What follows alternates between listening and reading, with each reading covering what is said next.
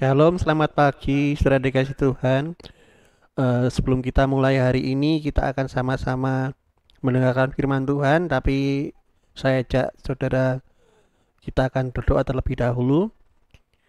Bapa di dalam surga yang mulia, kami ucap syukur Tuhan buat pagi hari yang sudah Kau berikan buat kami, Bapa.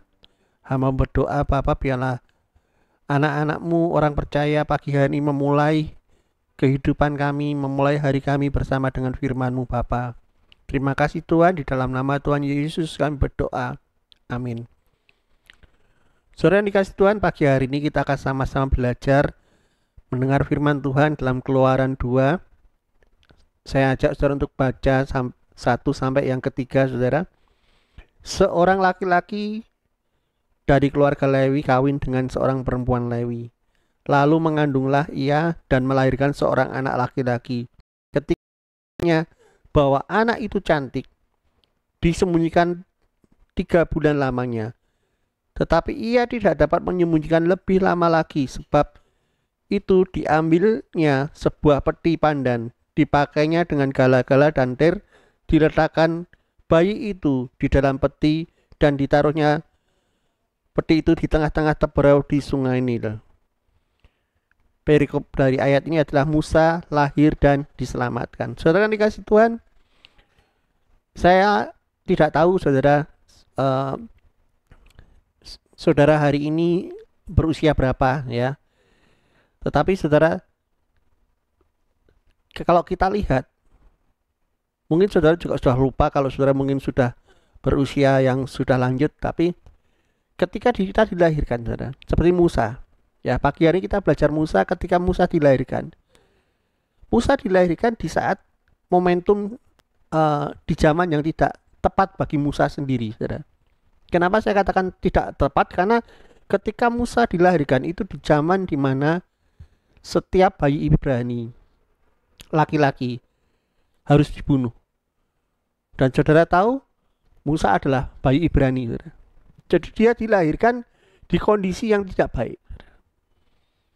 Tetapi ada rencana Tuhan dalam kehidupan Musa, sehingga Musa sempat disembunyikan 3 bulan lamanya, ya, oleh kakaknya, saudara. Tetapi karena Musa menangis, ya, karena Musa sudah mulai namanya bayi pasti rewel, mereka sudah tidak lagi bisa menyembunyikan Musa. Akhirnya apa yang dilakukan? Musa dihanyutkan, saudara, di sungai Nil. Dan kalau saudara tahu ceritanya, akhirnya dia ditemukan oleh putri Firaun. Dan akhirnya dia diangkat anak sampai di usia dewasa, saudara. Dia tinggal dalam kerajaan. Dan kalau saudara baca di perikop selanjutnya, saudara, dikatakan bahwa apa, saudara? Bahwa bangsa Israel itu sangat ditindas, saudara. Bangsa Israel sangat ditindas, mereka mengerang karena yang memerintah Mesir sudah tidak mengenal Yusuf, saudara.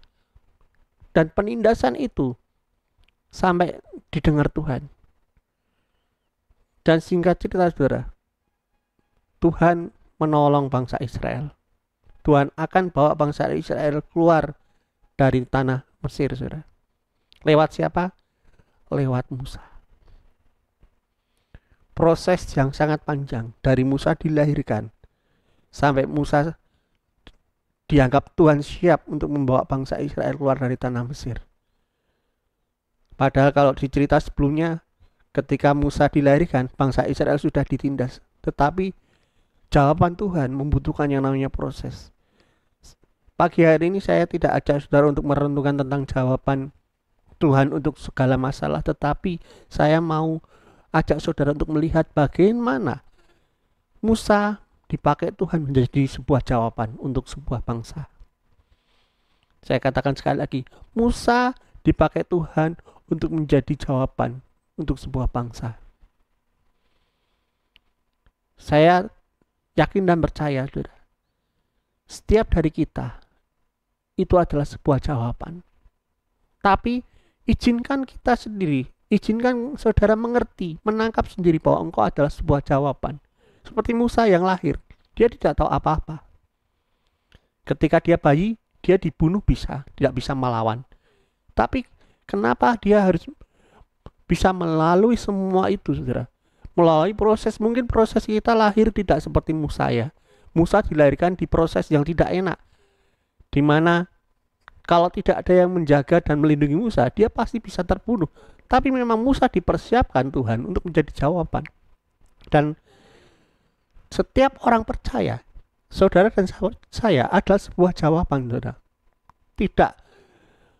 Tidak peduli kemampuan kita, tidak peduli latar belakang kita.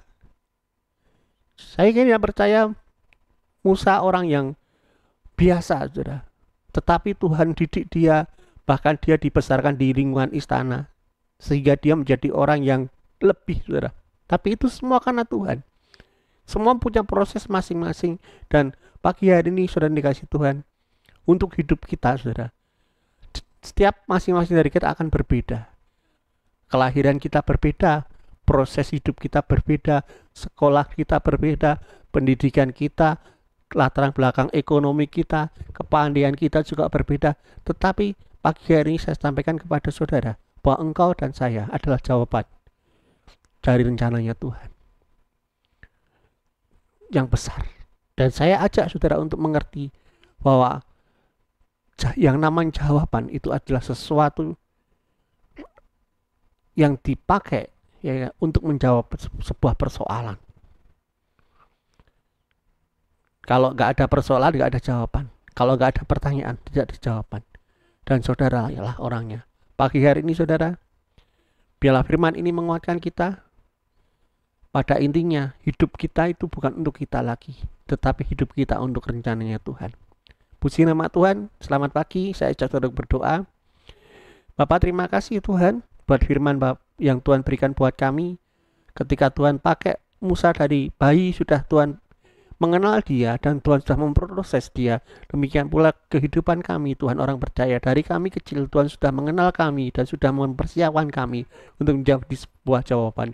Biarlah anak-anak Tuhan mengerti firman Tuhan, biarlah anak-anak Tuhan mengerti rencanamu. Terima kasih Bapa, di dalam nama Tuhan Yesus saya berdoa. Haleluya, amin.